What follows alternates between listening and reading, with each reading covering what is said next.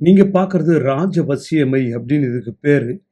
இந்த ராஜவசியமையை வைத்துக்கொண்டு எங்கேயாவது ஒரு இடத்துல காசு குடுத்துருப்பீங்க. அந்த காசு திரும்பி வராது.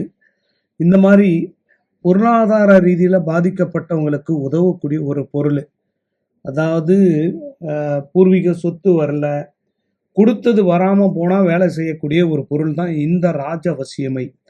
இந்த ராஜவசியமைய பயன்படுத்திக்கிட்டு நீங்க பல வகையான விஷயங்களை சாதிக்கலாம்.